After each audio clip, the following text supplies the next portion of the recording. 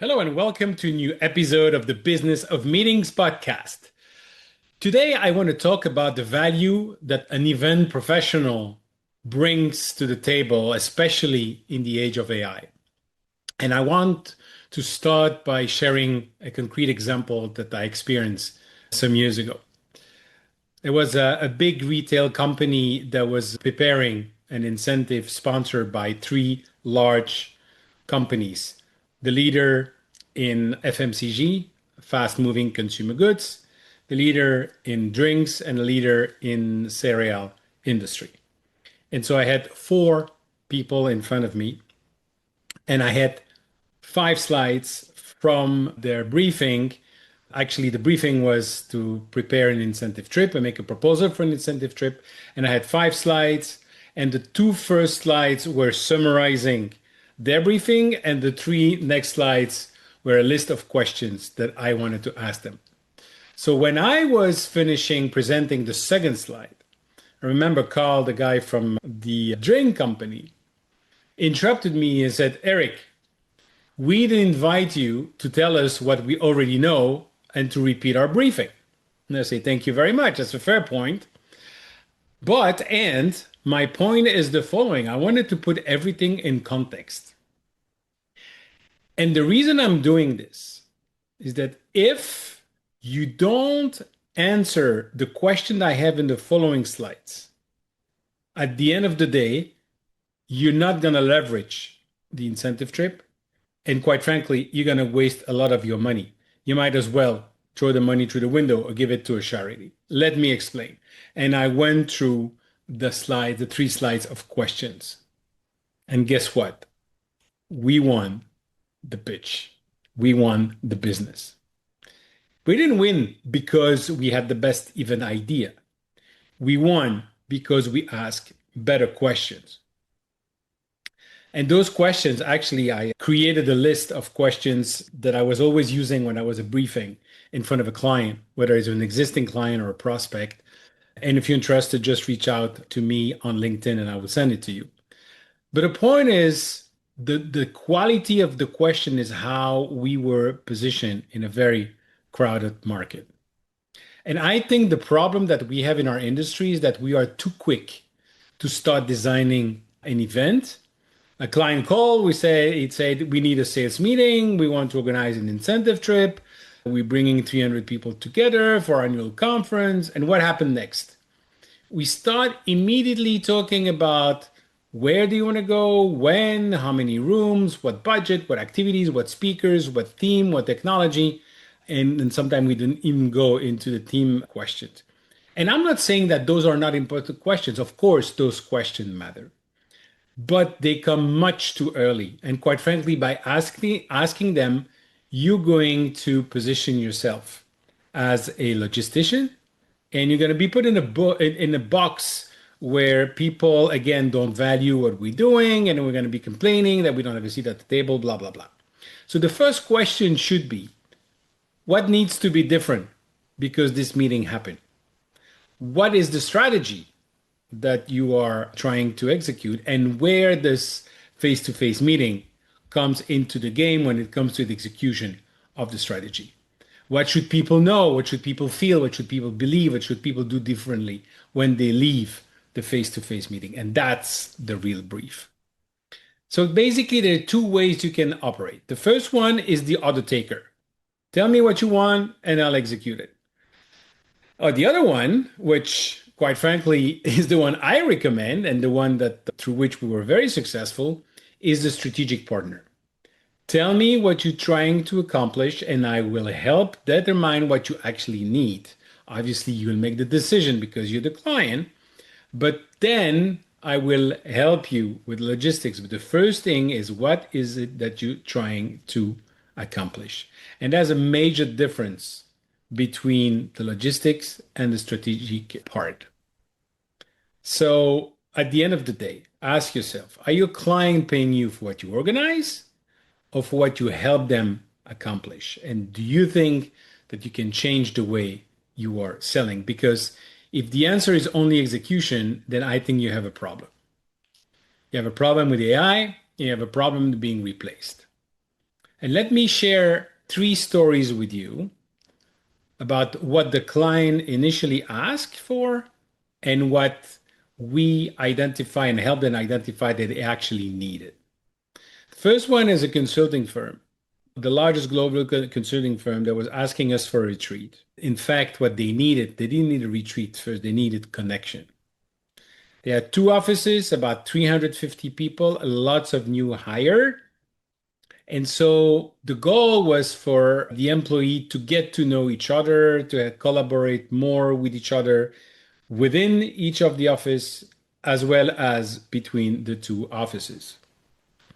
So at the end of the day, they were doing, the classic retreat, cocktail, name badge, things like that. But those are not creating really a relationship automatically. What we did is we create, those sticker book that you were a kid, you were collecting the soccer stickers, the team and everybody. So we create that sticker book with the 350 participants. And when they arrive, obviously each participant was featured. When they arrived, they received different stickers, including duplicates, and then they had to trade them with one another to complete their book. And the most important point is not how creative the idea was. The most important point is that the design forced the behavior. In other words, people had to approach each other, negotiate, they laugh, they interact, they build relationship. And guess what? The level of collaboration afterwards was through the roof. People knew each other, they had fun with each other. And so it was an amazing outcome. So if I go back to my example, the lesson is not to ask what activity would be fun, but what behavior are we trying to create?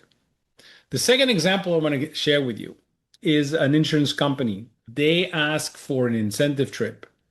And then I asked them, the commercial director said, but do you have any challenge right now? I said, listen, we're doing this for 20 years. We have people here that have been here for 20 years. Just put together an amazing experience, and that's what we need. Well, guess what? Instead of saying yes and focusing on logistics, we stay a little bit more and ask some questions. And we find out that not only they had people that were there for 20 years that were blasé, they had seen everything, but you have people that were there for 2 years and anything would do. And on the other hand, most important thing, you had three generation of employees that were working really beside each other rather than together. So what we did, we rented a recording studio. We brought everybody. We created four groups with a professional musician. They had 2 hours to find a theme, write a song about their experience, and then prepare a song and perform in front of everybody else. Obviously, they were recorded that they were able to perform. But the song wasn't the product. What we did is that we create groups with people that had 10 years, 20 years tenure in the company, as well as young recruits and people from the three different generations. And so that was an amazing experience. Again, that forced the behavior in the natural way, if you want, of working with each other and the relationship, the way they operate afterwards when they went back to their company was absolutely amazing. And the third and last example I want to share with you is about a global medical device company. They were launching a new product. And so they asked for a sales meeting, a product launch sales meeting internally. Well, guess what? They were selecting the top 100 salespeople. But what we found out is actually with the new product, they had the shot of becoming number one in their market for the first time ever. So before even thinking about training them about the new product, what was absolutely essential was to train them and had the mind shift that actually they were not selling as a number two or as a competitor. What is the right word that I'm looking for now? They were not selling as not the market leader. You understand what I'm saying? Anyway, what they had to change their mind is that they were now selling as the market leader. And that was absolutely essential. So what we did, we created giant speed dating. Half of the salespeople were playing the salespeople, and half of the group were playing the medical staff and the doctors to whom they were going to sell. And then we rotated several times. And then we came back together, we debriefed, and in a time frame of a few hours, we created a new sales playbook for them. And afterwards, they were able to share that with the entire sales force, which was extremely successful. 6 months later, they were the market leader. So at the end of the day, and I can go on and on, I think you get the point. Again, if you want the list of questions, just reach out to me. But if you just want to go straight and apply that yourself today, I would say you need to start with five essential questions before talking about logistics and talking about even design. The first one is, why are we bringing these people together?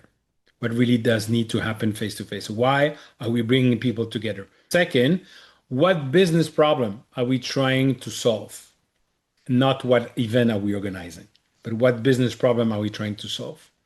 Third, what needs to be different afterward? Is it the behavior? Is it the knowledge, the relationship, the sales, the culture, the decision? By the way, you can apply that to any meetings that you're doing as well with your customer. So, what needs to be different afterward? Four, what is preventing that from happening today? And that's where the information becomes usually extremely interesting. And that's where you can help your client and bring a lot of value. And five, how will we know that the meeting worked? In other words, how are we going to measure success? And that's only then that you can start designing the meeting. Because if you think about what AI is doing today, you can put a client brief into AI and you can ask, give me 20 creative concepts for this incentive program. And seconds later, you'll have them. You can ask for destination, done. Teams, done. Team building concept, done. Sample agenda, done. So, what is the value that you're bringing in taking a brief and coming back with IDs? What happens when AI can actually do that in 30 seconds? It does not mean that AI is going to replace event professional. Absolutely not. It means that we, as event professional, change the way we are creating value. Your value must absolutely move upstream.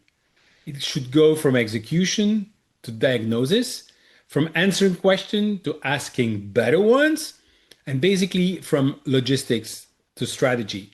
You should stop taking orders. You should start challenging the assumption of what you've been asked. And if I take the example of a cardiologist, you would not work into a cardiologist office and say, I've done some research. I'd like you to put a stent right here and expect the cardiologist to say, perfect, Tuesday or Wednesday.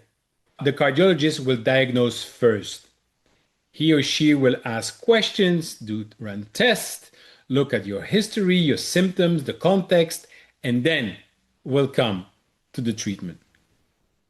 Nevertheless, in our industry, clients prescribe the treatment all the time, and we immediately start executing it.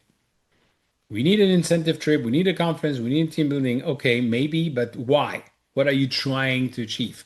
What are the challenges that you have right now that you're trying to solve? What problem are you trying to solve with the face-to-face meeting? That's where our value is coming up, and that's what is not replaceable by AI. So at the end of the day, I would say if you think about my pitch with the 5 slides and what the impact it had and the fact that we won that business, at the end of the day, it's asking the right question. Yes, AI will make the execution faster. Yes, AI will help and technology will help with the logistics. Yes, ideas will become cheaper, but understanding the client deeply enough to identify the real problem and to bring solution, that's where you have an amazing added value. So the next time a client sends you a brief, don't immediately start working on the answer. Stop, read it again, and ask yourself, what do I not know yet? Because your competitive advantage may not be having the best answer. Your competitive advantage will be to identify the issue that is really underlying in the company, and you should have the courage and actually the experience to ask the question that nobody else thought to ask. So stop taking the brief at face value, diagnose before you design. I hope this was helpful, and I look forward to seeing you at an industry conference. And if there's any additional question, you want to have the list of questions I was using, please reach out on LinkedIn. Thank you, and we'll see you next week on the next episode of the Business of Meeting podcast. Thank you for tuning in to the Business of Meeting podcast. I hope you found today's episode valuable. If you enjoyed the show, the most important thing you can do is leave a review and share it with your colleagues. It really helps spread the word. I truly appreciate your support. And if you're ready to take your business to the next level, don't forget to visit eventbusinessformula.com to learn more about how we are helping even business owners like you. Thanks again for listening, and I'll see you next time.